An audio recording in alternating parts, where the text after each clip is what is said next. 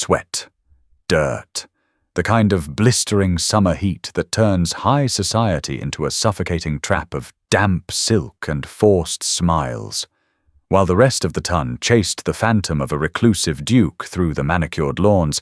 Stella just saw a man dying of thirst in the midday sun. She handed a simple glass of water to the estate gardener. She didn't expect him to drink it. She certainly didn't expect him to be the Duke of Hawkhurst. The carriage wheels crunched violently against the white gravel, sending up thick plumes of chalky dust that hung suspended in the stagnant August air. Stella Linfield leaned her head against the velvet squabs, closing her eyes as a fresh wave of nausea rolled through her. It wasn't motion sickness. It was the crushing, absolute exhaustion of being 24, unmarried, and entirely dependent on the dubious charity of her extended family. "Sit up, Stella. You are slouching." Aunt Cecily's voice cut through the stifling heat of the carriage like a rusted blade. Stella opened her eyes. She did not adjust her posture. "It is 90 degrees, Aunt." Stella replied, her voice flat. "If I sit up any straighter, this corset will fracture a rib, and I am quite certain a punctured lung will not endear me to our host."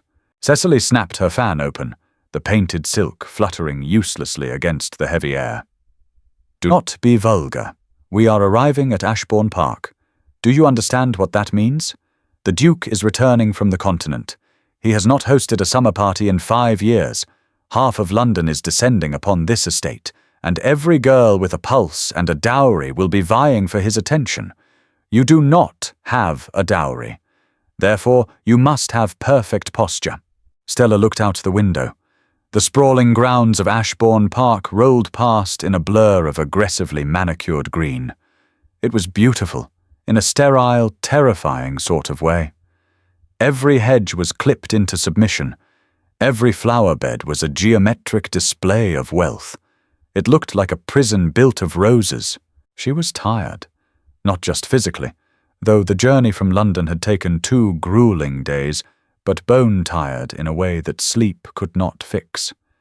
She had spent 4 seasons on the marriage mart. She had smiled until her cheeks ached. She had listened to elderly lords drone on about their hunting hounds and their gout. She had watched girls younger, richer, and far more foolish than her secure husbands, while she remained the cynical observer in the corner, holding a cup of tepid lemonade. She wasn't looking for a duke. She was looking for a quiet life where she didn't have to monitor the volume of her laugh or the sharpness of her tongue. The carriage jerked to a halt before a massive limestone portico. Footmen in pristine livery swarmed the vehicle, pulling open the doors and letting in a rush of heat that felt like opening an oven. Stella stepped down, the soles of her kid leather slippers crunching on the gravel. The immediate reality of the house party hit her instantly.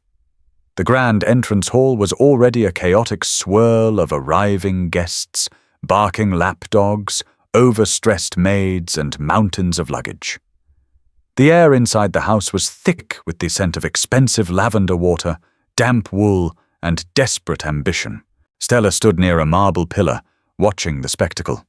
Dowagers were already sizing each other up like prize fighters. Young debutantes were nervously adjusting their curls in the reflective surfaces of the gilded mirrors. It was a meat market, dressed up in silk and lace. "Wait here with the trunks," Cecily commanded, adjusting her shawl. "I must find the housekeeper and ensure we have not been put in the east wing. The sun in the morning is simply brutal there." Cecily marched off into the fray, leaving Stella entirely alone in the center of the madness. For 10 minutes she stood there. No one spoke to her. She was a poor relation in a faded muslin day dress. She was invisible. Usually she didn't mind the invisibility. It was a shield. But today, the noise, the heat, and the sheer performative nature of the people around her felt like a physical weight pressing down on her chest. She needed to breathe, abandoning the trunks. They weren't going anywhere anyway.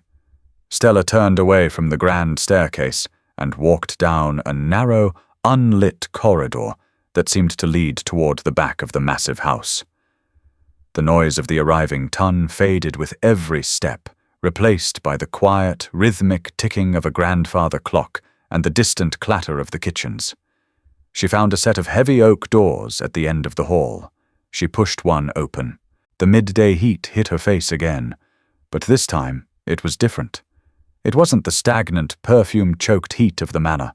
It was earthy, raw, the smell of dry dirt, crushed leaves, and hot stone. She stepped onto a stone terrace overlooking the estate's older gardens. Unlike the manicured grounds in front, these were wild and overgrown. Thick vines covered the brick walls, cracked paths were lined with moss, and the silence felt peaceful. Stella descended the steps, lifting her skirt to avoid the dust, and wandered along winding gravel paths between towering hedges. The farther she walked, the lighter she felt.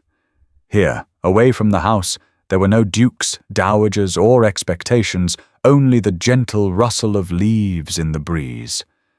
She walked for perhaps 20 minutes, losing herself in the quiet isolation, until she heard a sound. Thwack. A pause. Then a harsh scrape of metal against stone. Thwack. Stella paused. The sound was coming from the other side of a high, overgrown yew hedge. She moved quietly, peering around the corner. He was in a trench. That was the first thing Stella noticed. The trench was nearly 3 feet deep, running alongside a crumbling brick retaining wall that looked dangerously close to collapsing. The second thing she noticed was the sheer violence of his labor. He swung a heavy, rusted pickaxe over his shoulder, bringing it down with a sickening thud into the hard-packed earth. He was trying to uproot a massive, dead oak stump that had woven its roots into the foundation of the wall. He was entirely alone, and he was covered in dirt. He wore a coarse linen shirt, unlaced at the throat, the sleeves rolled up tightly past his elbows. The fabric was soaked through, clinging to the heavy, corded muscles of his back and shoulders. His dark trousers were coated in a thick layer of grey dust, and heavy leather work boots sank into the loose soil. Dark hair, damp with sweat, fell into his eyes. He wrenched the pickaxe free, his chest heaving. He dropped the tool and leaned his forearms against the brick wall, bowing his head. His breathing was ragged, harsh in the quiet afternoon. Stella stood completely still. She knew she should turn around. Highborn ladies did not stand in secluded garden corners watching laborers sweat. It was improper. It was scandalous. She didn't move. She watched him lift a filthy hand to wipe the sweat from his eyes, leaving a streak of dark mud across his forehead. He reached down to a tin canteen sitting on a flat stone nearby. He shook it. It was empty. A frustrated, quiet curse slipped from his mouth. He tossed the canteen back onto the dirt. He didn't have the energy to fetch more. He just picked up the axe again.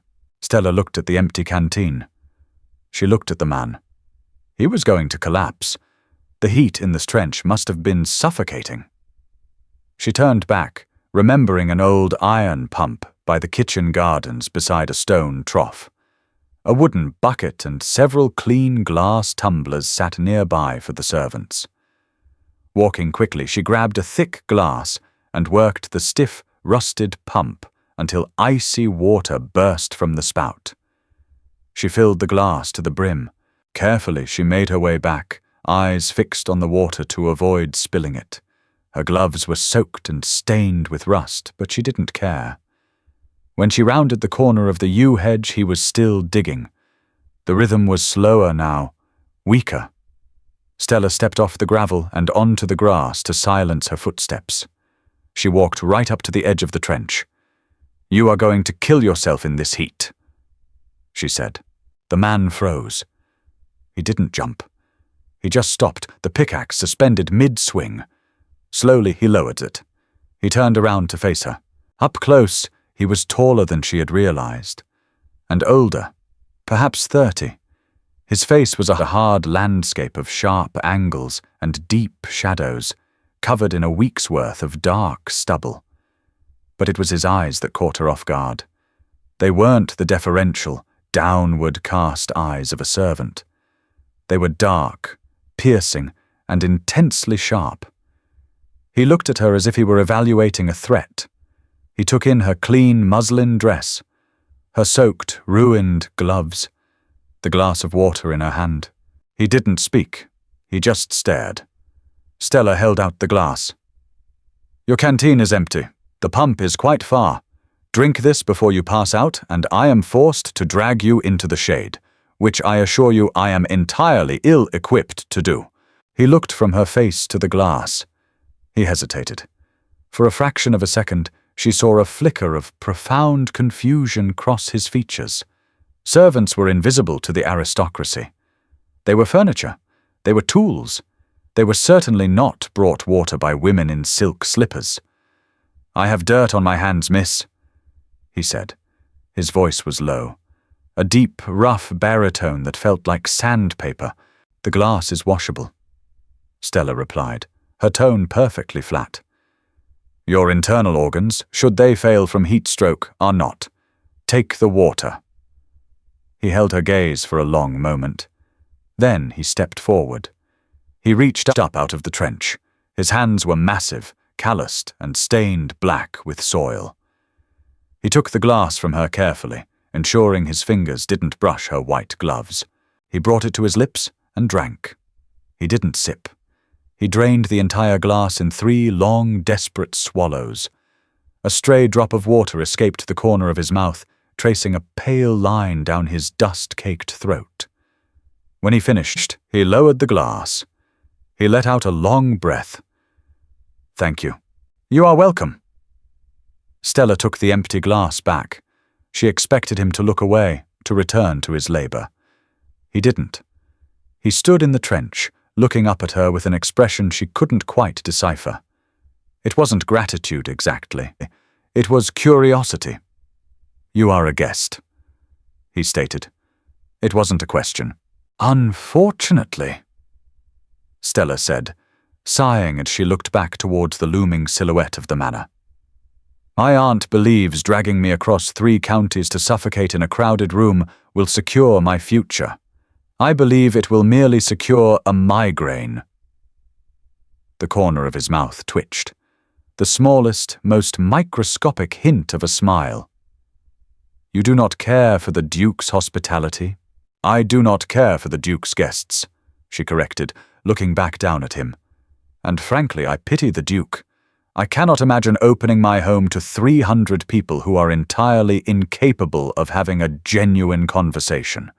They are like a flock of very aggressive, very perfumed vultures." The man in the trench went perfectly still, his dark eyes locked onto hers, an intense, searching weight behind them. "Vultures," he repeated softly. "Yes," Stella said, adjusting the glass in her hand. "Though I suppose if you work here, you know that better than anyone. You have my sympathies. The next fortnight will be terrible for the staff." "It usually is," he murmured. He leaned against the dirt wall of the trench, crossing his arms over his chest. He looked remarkably relaxed for a man standing in a ditch. "You are not like the other women in that house." Stella let out a short, bitter laugh. "No, I'm simply poorer, older, and far too tired for pretense. That makes me a tragedy to society and a nuisance to my aunt." She glanced at the massive stump. "Why are you digging that up alone? Surely it takes horses or several men." He looked at the dead oak roots. "Sometimes it's better to do the hard work yourself," he said quietly. "It clears the mind and reminds you the ground beneath your feet is real." She studied him more closely. His broad shoulders, steady posture, and unwavering gaze carried an authority that seemed strangely out of place for an estate gardener. A shrill voice suddenly broke the silence. "Stella! Stella, where in God's name have you gone?" Stella flinched. Aunt Cecily. She looked back down into the trench. "I must go, before she sends the hounds after me." "Thank you for the water," the man said. His voice was softer now. Try not to die of heat stroke, Stella said. It would ruin the flower beds. He actually smiled then. A real, genuine smile that transformed his harsh face, making him look suddenly, devastatingly handsome. I will do my best, Miss Linfield, she said. Stella Linfield. He nodded slowly. Miss Linfield. Stella turned and walked back toward the house, the empty glass heavy in her hand. She didn't look back. If she had, she would have seen the man in the trench leaning heavily against the spade, watching her until she disappeared completely from view. By 8 o'clock that evening, the heat had not broken. It had merely been trapped indoors. The grand ballroom of Ashbourne Park was a masterpiece of architectural arrogance.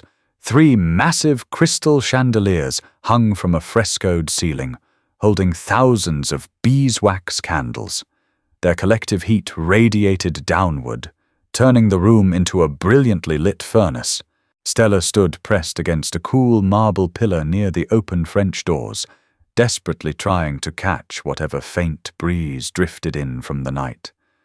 She was trapped in a gown of heavy, dark blue silk, Aunt Cecily's choice. Dark colors hide sweat, Stella, and at your age we cannot afford you looking flushed. The room was deafening. A string quartet was playing in the corner, but the music was entirely drowned out by the shrill laughter and calculated chatter of 200 aristocrats. He is not here yet! Aunt Cecily hissed, appearing at Stella's elbow like a phantom. She gripped Stella's arm, her fingernails biting into the silk. Lord Stirling just told me the Duke has not even made an appearance. He sent his steward to greet the arriving carriages. Perhaps he realizes what a mistake he has made and has barricaded himself in his chambers. Stella said dryly, taking a sip of warm champagne. It tasted like brass. Do not be entirely insufferable, Cecily snapped. When he enters, you will stand up straight. You will smile. You will look available but not desperate. Do you understand? Stella didn't answer. She was watching the room. It was fascinating in a macabre way. The women were arranged in strategic clusters, their mothers flanking them like generals on a battlefield. The men stood in circles, drinking port, occasionally casting predatory glances toward the younger debutantes. Everyone was performing. Everyone was waiting. They were waiting for Kevin Marshall, the Duke of Hawkhurst. Stella knew the rumors. Everyone did. He had inherited the title young, after his father and older brother died in a carriage accident. He had spent his 20s in Parliament, earning a reputation as a ruthless, uncompromising force. Then, 5 years ago, he had simply stopped. He abandoned London. He retreated to his estates.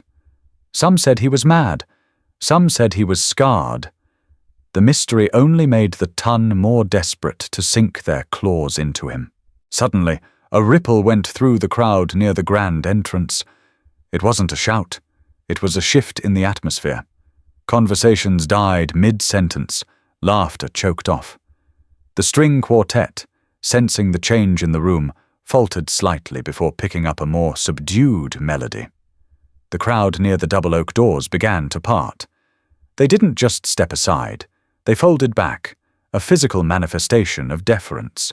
He is here, Cecily breathed, her grip on Stella's arm tightening to the point of pain. Stella looked towards the doors. A man was walking through the parted crowd.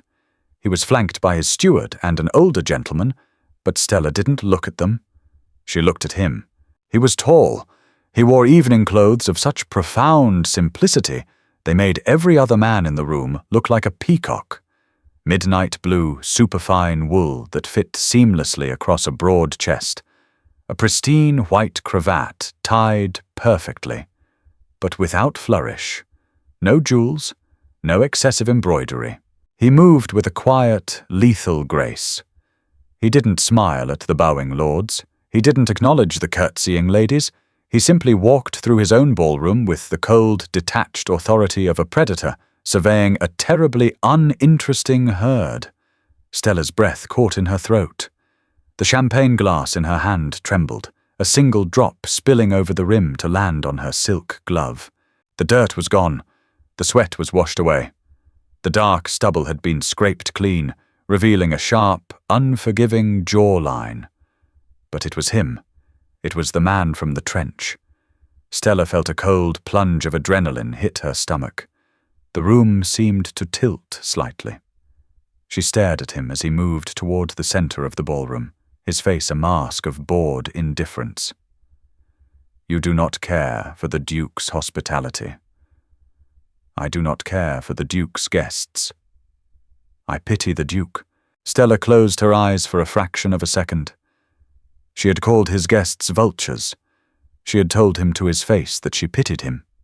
She had handed the Duke of Hawkhurst a glass of water and told him not to die because it would ruin the flower beds. She opened her eyes.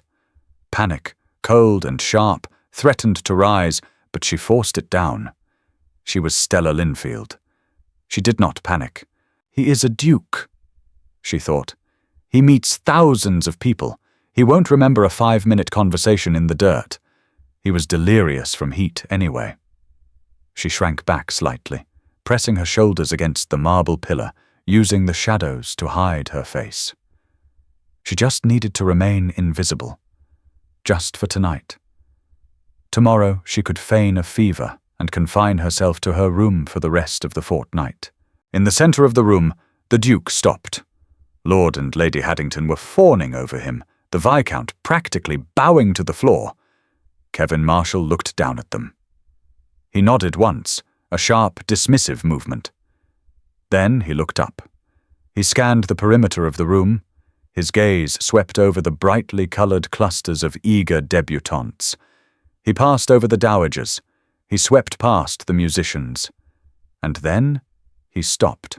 His eyes locked onto the shadows near the open French doors. He found the marble pillar. He found the dark blue silk. He found her. Across 50 feet of crowded ballroom, through a sea of diamonds and feathers, Kevin Marshall's dark eyes locked onto Stella Linfield. Stella stopped breathing. The indifferent mask on his face didn't break, but something shifted in his eyes. The dangerous, assessing weight she had seen in the garden returned. The flint sparked. Slowly, deliberately, he broke away from the fawning Viscount. He began to walk. "He is moving," Cecily whispered frantically, adjusting her shawl. "He is walking this way. Stella, stand up straight. He is coming toward us." He was. He was walking in a straight, unswerving line. The crowd parted for him, murmuring in confusion as he bypassed the highest-ranking peers in the room. Stella wanted to run out the open doors behind her. She wanted to disappear into the night. But her feet were rooted to the floor. He stopped 3 feet in front of her. The sudden proximity of him was overwhelming. He smelled of clean soap, starch, and faint sandalwood. Up close, the sheer physical presence of the man was terrifying. Aunt Cecily dropped into a frantic, shaking curtsy. "Your Grace," she gasped. "What a profound honor. I am Lady Cecily Linfield, and this is my niece." "Miss Linfield," the Duke said. His voice sliced through Cecily's introduction like a knife through silk. The deep, rough baritone was exactly the same as it had been in the ditch. Cecily froze, her mouth hanging open. She looked from the Duke to Stella in sheer shock. Kevin didn't look at Cecily. He never took his eyes off Stella. He stepped closer, invading her personal space, forcing her to look up to meet his gaze. "You are hiding in the shadows, Miss Linfield," he said quietly. So quietly that only she could hear the faint edge of amusement in his tone. "Are you avoiding the vultures?" Stella felt the blood rush to her cheeks, a hot, infuriating flush of color. But the cynical, grounded part of her soul, the part that hated this room and everything in it, refused to back down. She looked the Duke of Hawkhurst dead in the eye. She did not curtsy. "I am merely trying to stay cool, Your Grace," Stella replied, her voice remarkably steady. She let her eyes drop, just for a second, to his immaculate white cravat before meeting his gaze again. "I see you managed to dig up some formal wear. I was beginning to worry you owned nothing but canvas." Kevin stared at her. For 3 agonizing seconds, the silence stretched. Aunt Cecily made a small, choking sound of horror beside them. Then Kevin Marshall, the ruthless, terrifying Duke of Hawkhurst, threw his head back and laughed. It wasn't a polite chuckle. It was a deep, chest-rattling laugh that carried over the dead silence of the ballroom. Hundreds of heads snapped toward them. The shock in the room was palpable. He looked back down at her, the harsh lines of his face entirely softened by genuine mirth. "I confess, Miss Linfield," he murmured, leaning in just a fraction of an inch closer. "I prefer the canvas, but I found myself suddenly eager to attend my own party." He held out his hand, clad in a pristine white glove. "Dance with me." It wasn't a request. Stella looked at his outstretched hand. She looked at the hundreds of eyes boring into her from every corner of the room. She was no longer invisible. The quiet life she wanted was shattering right in front of her, destroyed by a man she had taken pity on just hours before. She looked back up into his dark, challenging eyes. She placed her gloved hand in his. "I will dance with you, Your Grace," she said softly. "But if you step on my feet, I will not hesitate to point out that you are far more graceful with a pickaxe." Kevin's hand closed around hers, his grip firm and incredibly warm. The ghost of a smile lingered on his lips. "I would expect nothing less, Stella." The waltz ended. It felt like stepping off a cliff. The music died away, the final scrape of the cello lingering in the suffocating heat of the ballroom. Kevin released Stella's waist. He stepped back, restoring the socially acceptable distance between a duke and an impoverished gentleman's daughter. The physical space was negligible. The social chasm was a bottomless gorge. Stella didn't look at the crowd. She could feel them, 200 pairs of eyes drilling into her spine. The silence in the room was absolute, save for the frantic fluttering of silk fans. "Thank you for the dance, Your Grace," Stella said. Her voice was perfectly level. She dropped into a shallow, precise curtsy, no deeper than protocol required. "The pleasure was entirely mine, Miss Linfield." Kevin bowed. His voice carried. He knew exactly what he was doing. Stella turned and walked away. She didn't rush. She kept her spine rigidly straight, her chin parallel to the floor. The crowd parted for her, not out of respect, but out of sheer predatory curiosity. She was no longer a shadow. She was a target. "Stella!"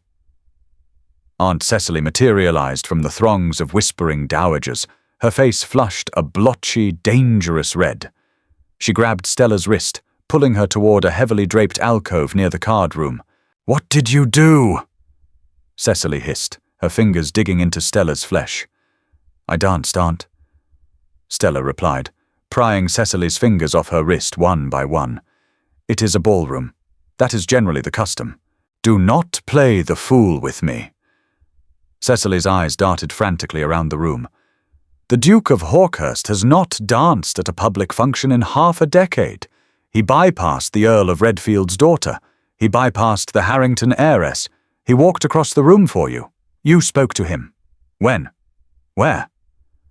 "I met him in the garden this afternoon." Stella smoothed the wrinkled silk on her wrist. "I gave him a glass of water." Cecily stared at her, her mouth opening and closing like a landed trout. "You gave him water? He was digging a ditch." "You are lying to me."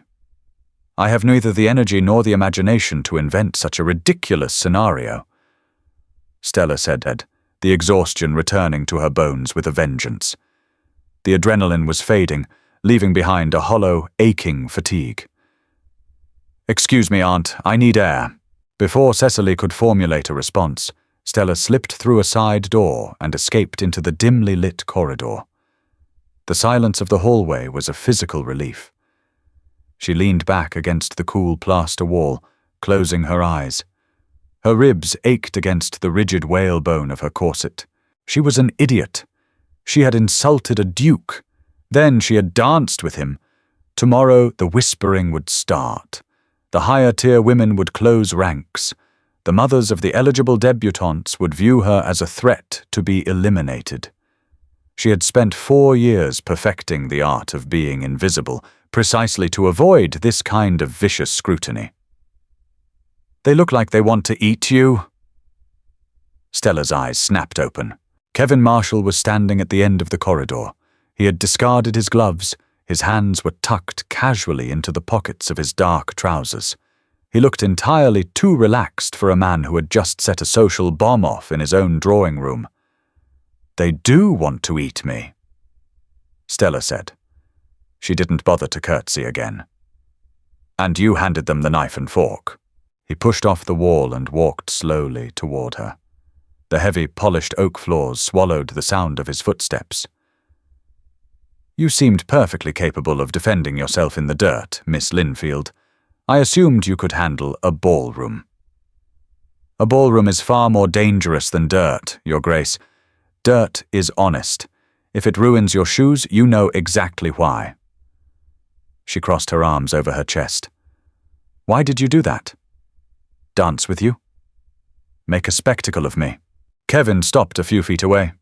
The faint light from a single wall sconce cast deep shadows across the sharp planes of his face. The amusement was gone from his eyes, replaced by that heavy, assessing weight. "I was not making a spectacle of you," he said quietly. "I was looking for the only real thing in a room full of glass." Stella met his gaze, though her heart pounded. "I'm poor, Your Grace. I'm 24. My father left only debts, and my aunt sees me as a burden. I'm not some novelty to amuse you when you're bored of the nobility. Don't use me for your entertainment." Kevin never looked away. "I don't play games, Stella." Hearing her name without a title startled her. "For 5 years I watched my father and brother perform for those people, smiling at men who despised them and bowing to women who traded secrets like currency. They died in a carriage crash on their way to a house party just like this one. They died for the performance." He took a step closer. The scent of sandalwood and starch surrounded her. "I am not using you," he said, his voice dropping to a rough whisper. "You looked at me today, covered in mud, and you didn't see a title. You saw a man who needed water. You told me the truth. You don't know how rare that is." "It isn't rare," Stella said, her throat suddenly tight. "It is just basic decency." "Then decency is dead in London." He looked toward the closed door of the ballroom, listening to the muffled roar of the crowd. "I hate this house. I hate these people, but I cannot hide in the gardens forever." He looked back at her. "Survive the fortnight, Miss Linfield. I promise I will not let the vultures tear you apart." Before she could answer, he turned and walked back toward the ballroom, leaving Stella alone in the quiet, shadowed hall. The next morning, the assault began. It was subtle, of course. High society never attacked with broadswords. They used poisoned needles. Stella arrived at the breakfast room shortly after 9.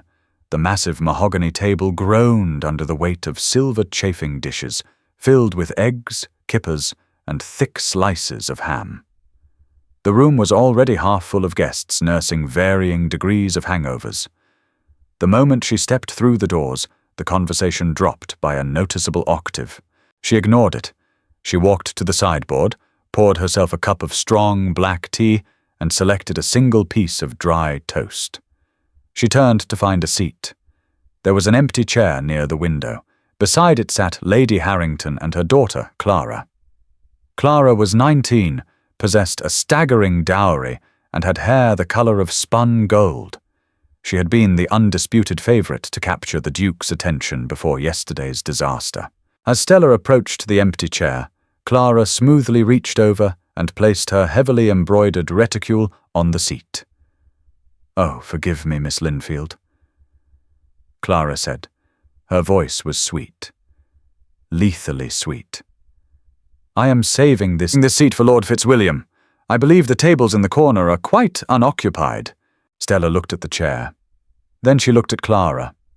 Clara was smiling, a tight, triumphant little smirk that didn't reach her pale blue eyes. Lady Harrington didn't even look up from her tea. The entire room was watching. This was the test. Stella did not blush. She did not apologize.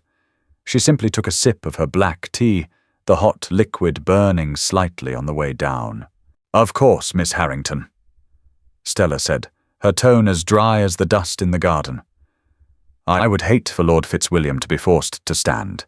His gout is quite severe, isn't it? Such a shame for a man of his years." Clara's smile faltered. Lord Fitzwilliam was notoriously wealthy, but he was also 62 and walked with a cane. Being publicly linked to him, even in jest, was not an insult Clara was prepared to navigate. A few muffled snickers erupted from the younger gentleman at the far end of the table.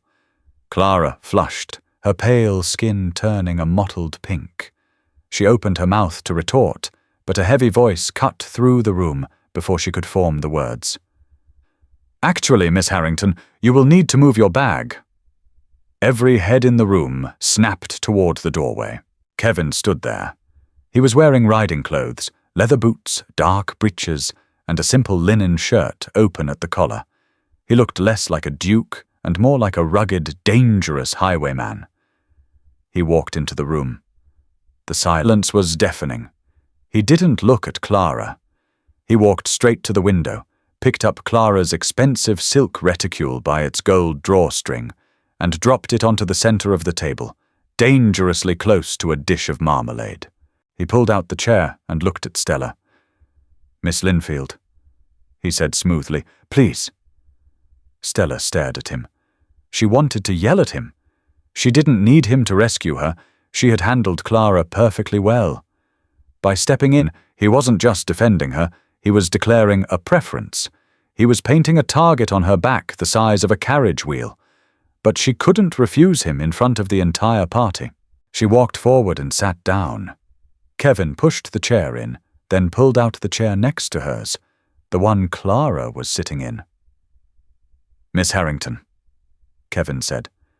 He didn't raise his voice. He didn't need to. "I believe you mentioned Lord Fitzwilliam required a seat.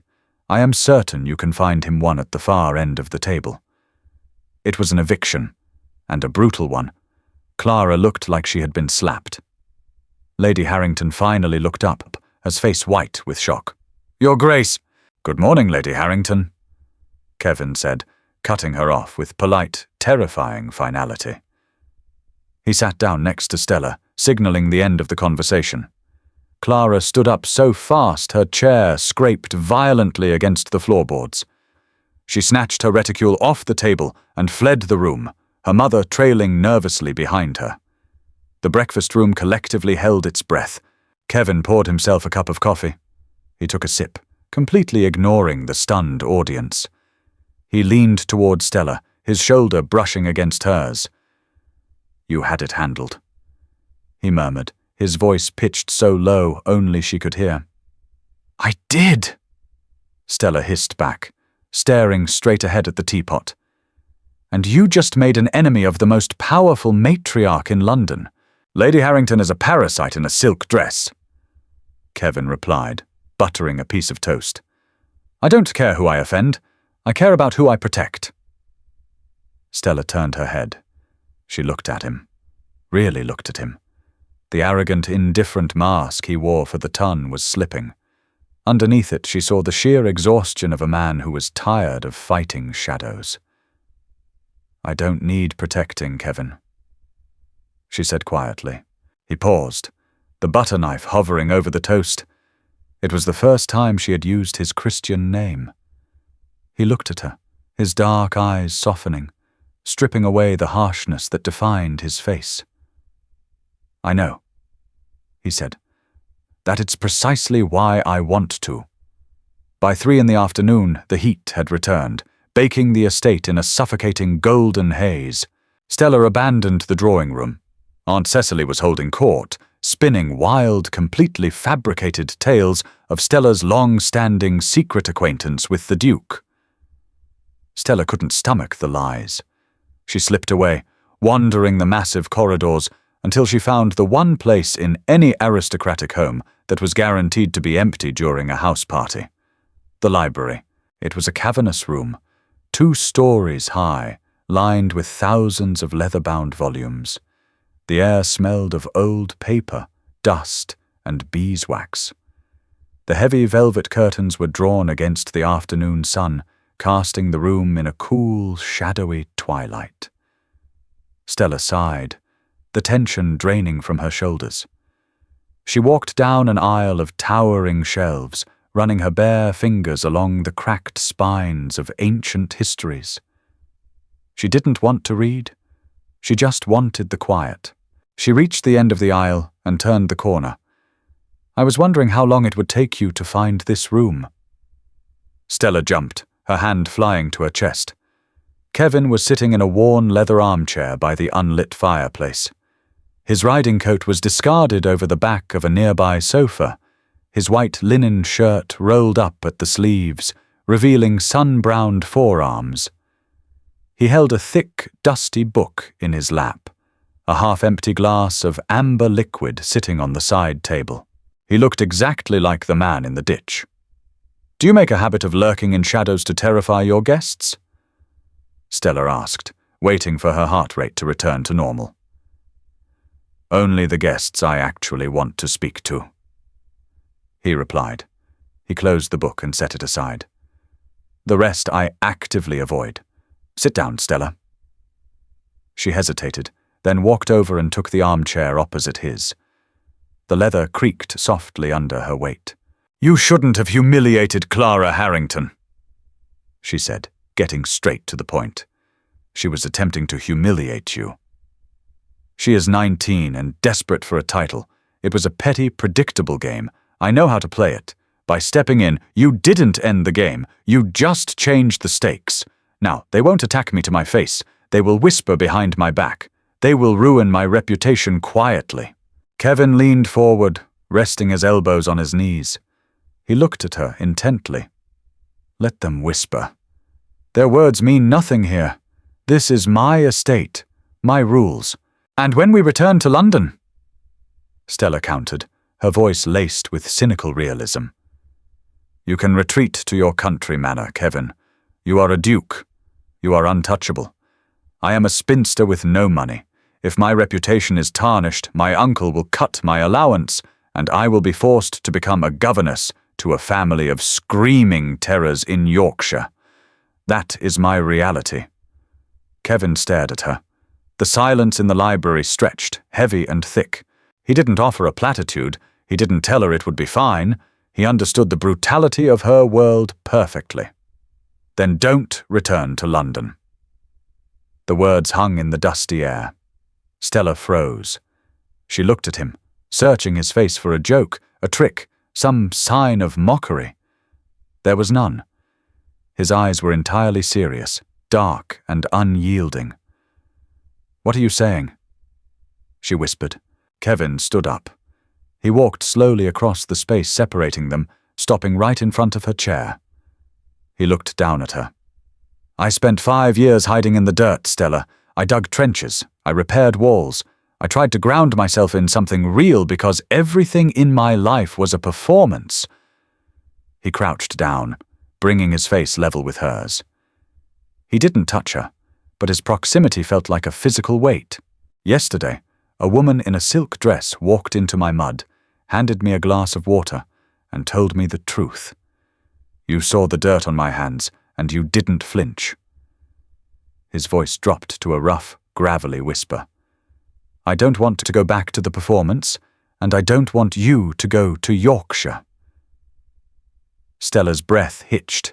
She looked into his eyes, seeing the raw, naked honesty there. It was terrifying. It was exhilarating. "Kevin," she started, but the words died in her throat. "I am a cynical man, Stella," he said quietly. "I know you are a cynical woman. We don't believe in fairy tales, but I believe in you. I believe in a woman who isn't afraid of the truth." He finally reached out. His large, calloused hand gently covered hers where it rested on the arm of the chair. His skin was warm, rough, and deeply reassuring. "Stay," he murmured. "Help me pull the weeds out of this house." Before Stella could answer, the heavy oak doors of the library slammed open. "Your Grace." Kevin didn't jump, but his jaw clenched tight. He slowly stood up, releasing Stella's hand, and turned to face the doors. Thomas, his steward, stood in the doorway, his face pale and strained. "Forgive the intrusion, Your Grace," Thomas said, his eyes darting quickly to Stella and back to Kevin. "But Lord Gregory has just arrived from London, and he has brought complications." Kevin's face hardened into a mask of pure stone. The vulnerability of the last 10 minutes vanished completely, replaced by the ruthless, terrifying Duke of Hawkhurst. "What kind of complications, Thomas?" Kevin asked, his voice cold. "The Duke of Somerset, Your Grace." Thomas swallowed hard. "He is demanding an audience.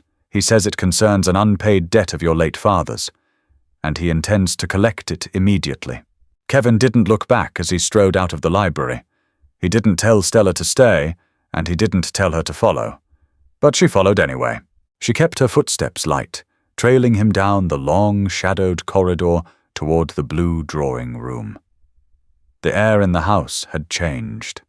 The frantic, suffocating energy of the house party had been replaced by a sharp, brittle silence.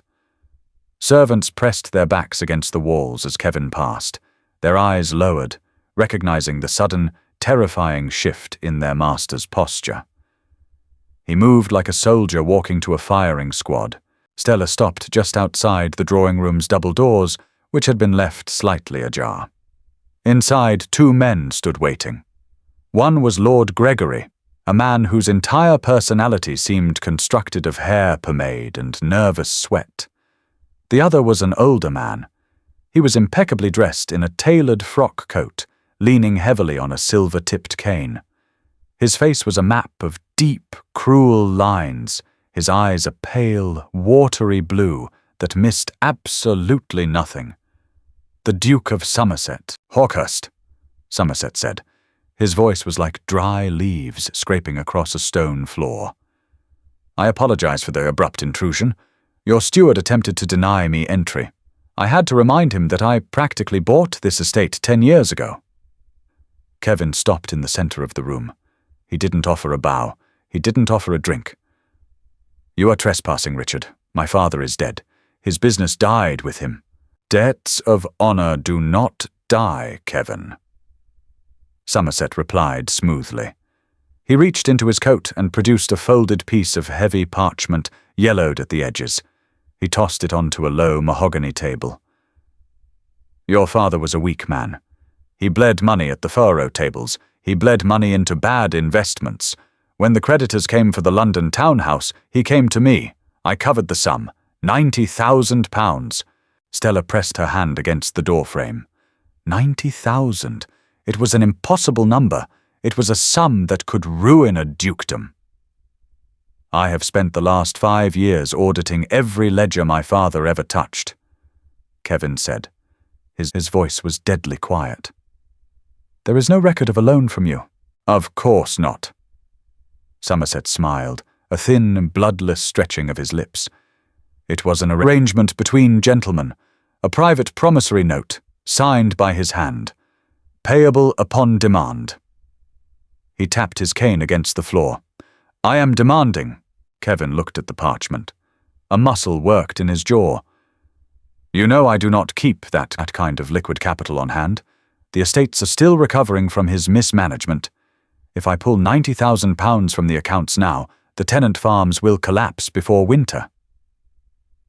"That is a tragedy," Somerset said, sounding entirely unconcerned.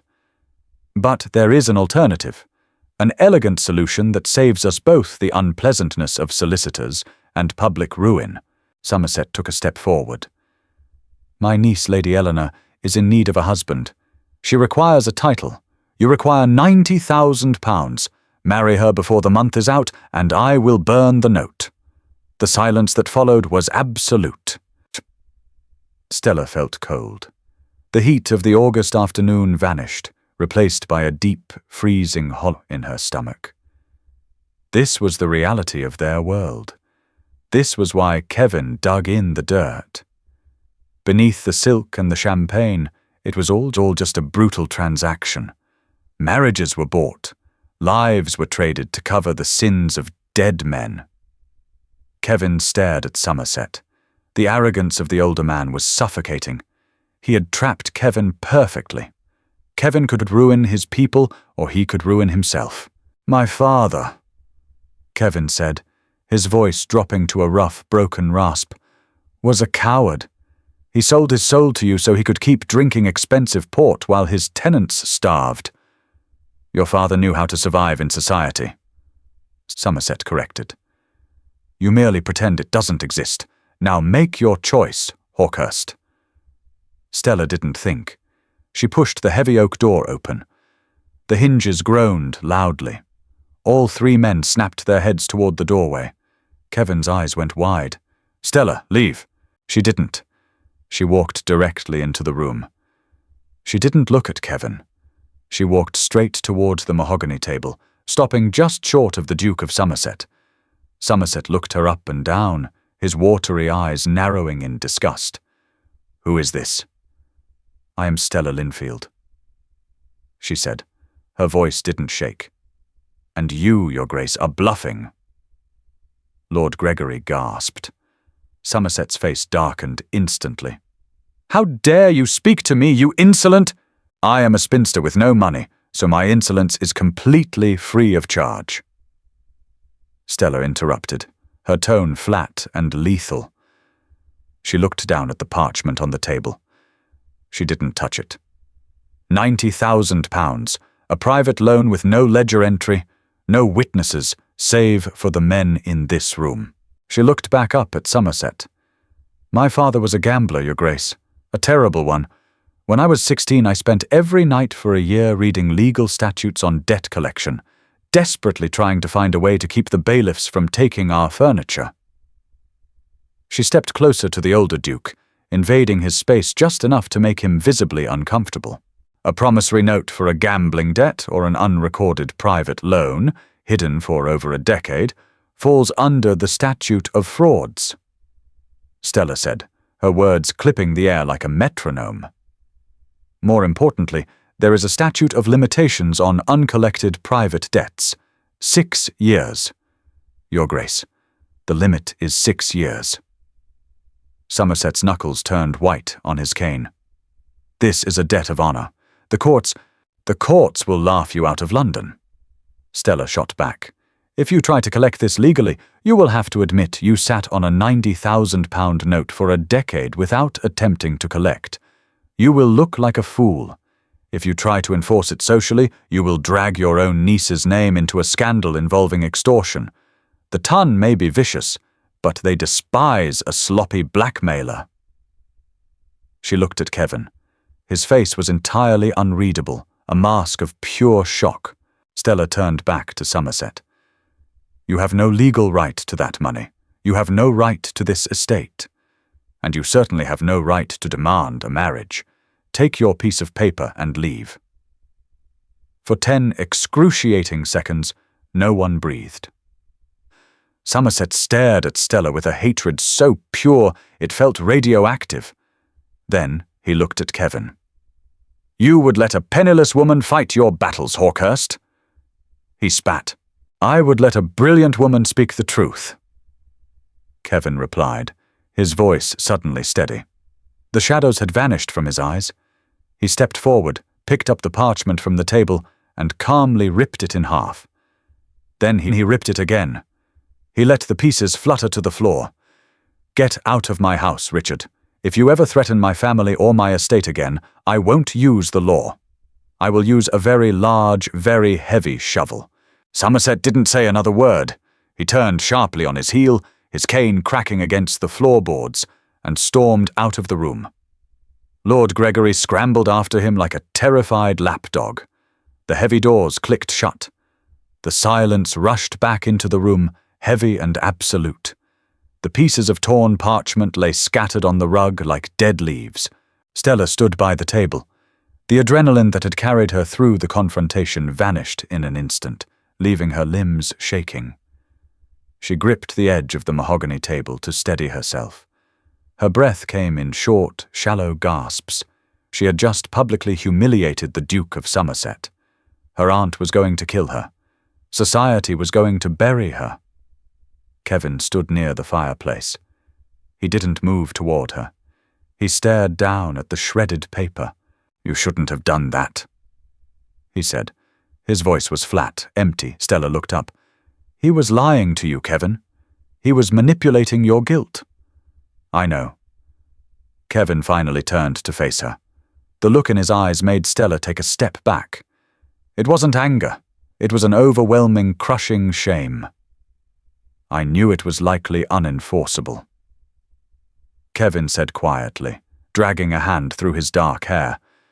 "I knew Somerset was bluffing, but that doesn't change what the paper represented."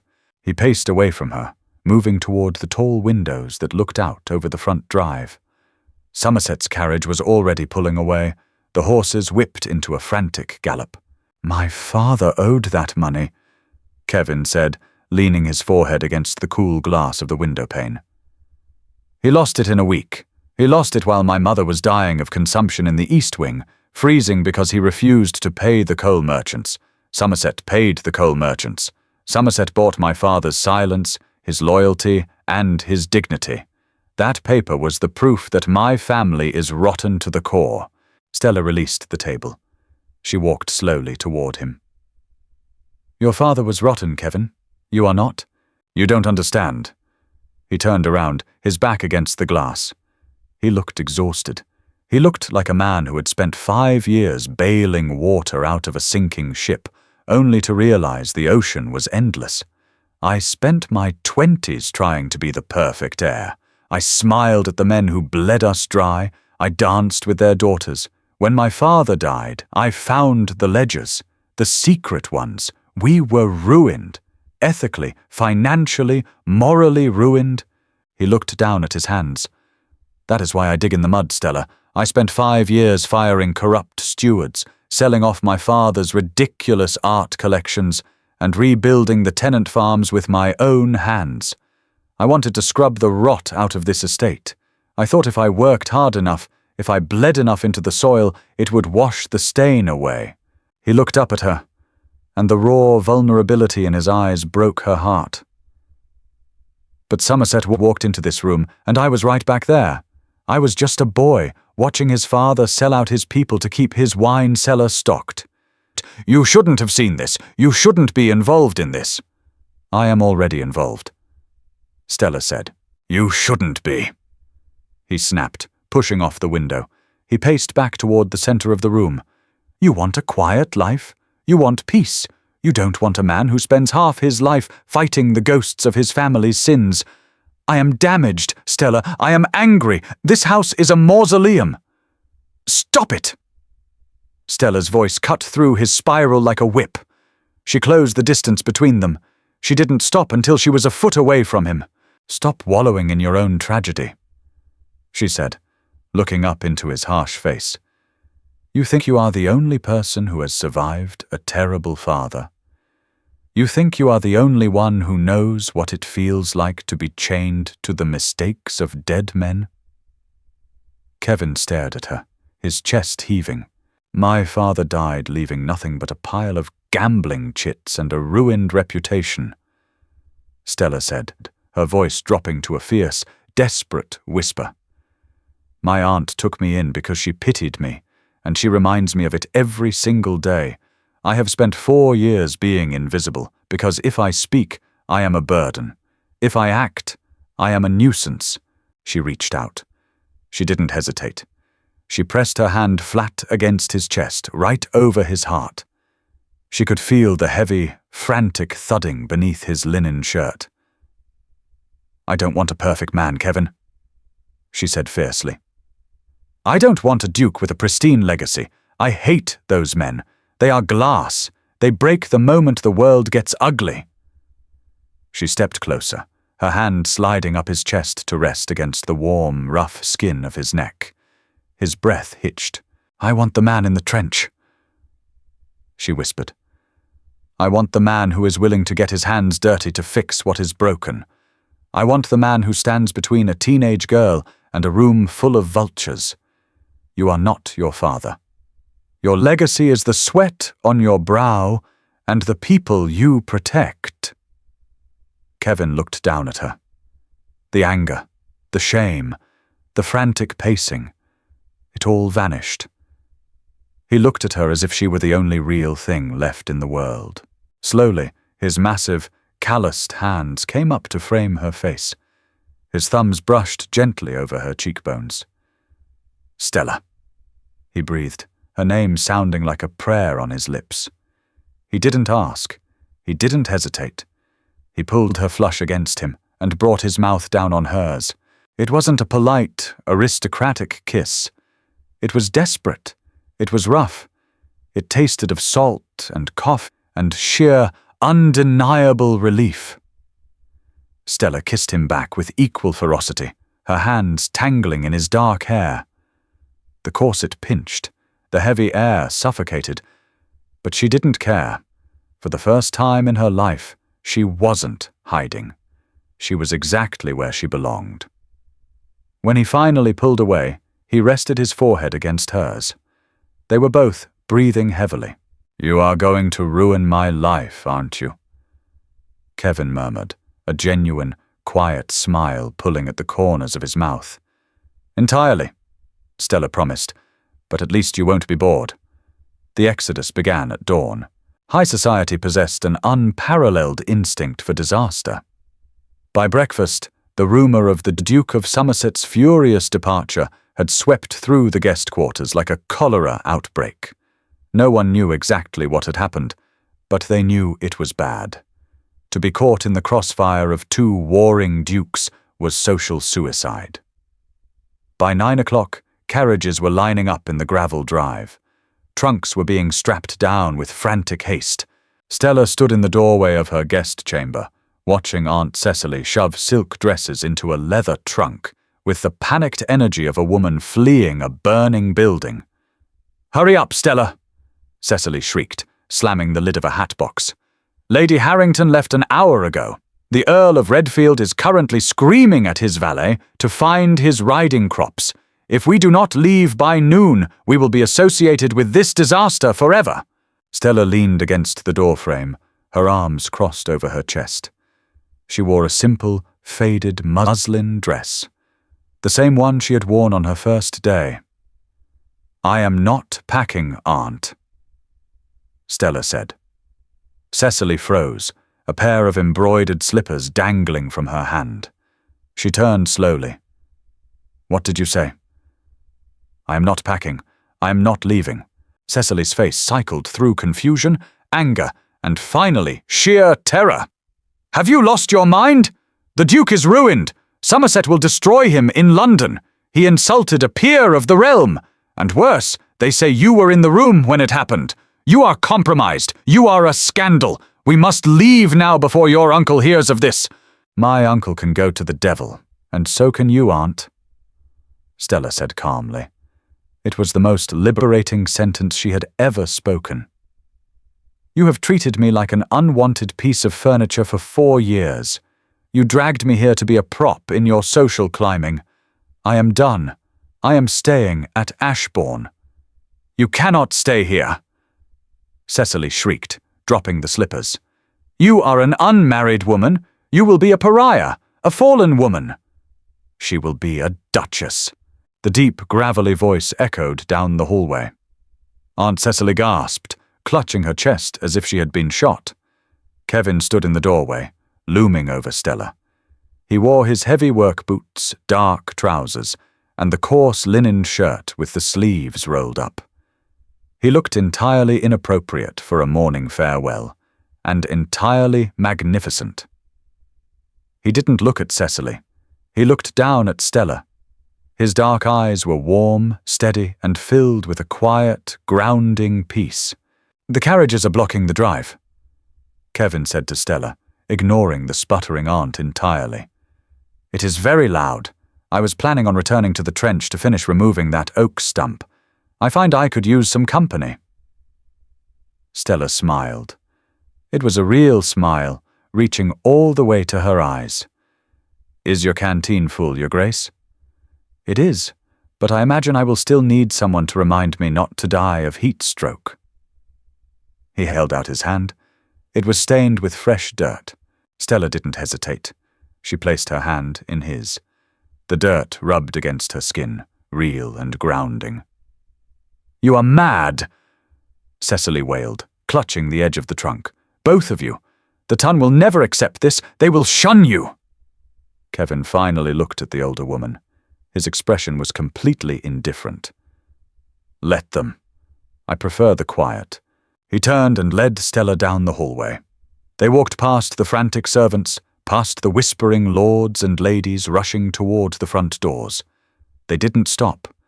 They walked straight through the grand entrance hall, out the side doors, and into the sprawling, overgrown gardens at the rear of the estate. The heat of the morning was already rising, baking the earth and filling the air with the scent of dry leaves and hot stone. The noise of the departing carriages faded into a dull, distant hum, replaced by the rhythmic chirping of cicadas. They reached the trench. The massive dead oak stump was still there, half uprooted, its roots stubbornly clinging to the foundation of the old brick wall. The rusted pickaxe lay exactly where Kevin had dropped it 2 days ago. Kevin let go of her hand. He stepped down into the trench, his boots sinking into the loose soil. He picked up the axe, weighing it in his hands. He looked up at Stella, standing on the edge of the grass. "It is going to be a long process," he said quietly, looking from her to the old brick wall. "Rebuilding this place. Rebuilding a life outside of the performance. It won't be glamorous. It will be hard work." Stella looked at the dirt on her hands. She looked at the man in the trench. A man who had stripped away his titles and his wealth, just to prove to her that he was real. She reached down, unlaced her fine leather slippers, and kicked them off. She stepped down into the mud beside him. "Hand me a shovel, Kevin," she said. "I'm ready to dig." And that is how Stella traded a suffocating life in the shadows for a man who wasn't afraid to get his hands dirty. No grand balls, no royal decrees, just a shared trench and a promise to build something real. The Duke of Hawkhurst found his Duchess not in the glittering ballrooms, but in the honest mud of his own garden. If you loved this grounded, emotional twist on a historical romance, hit that like button. Share this story with your friends who appreciate a strong, cynical heroine. Don't forget to subscribe and comment below. What would you have done if you found a duke digging in your garden? See you in the next video.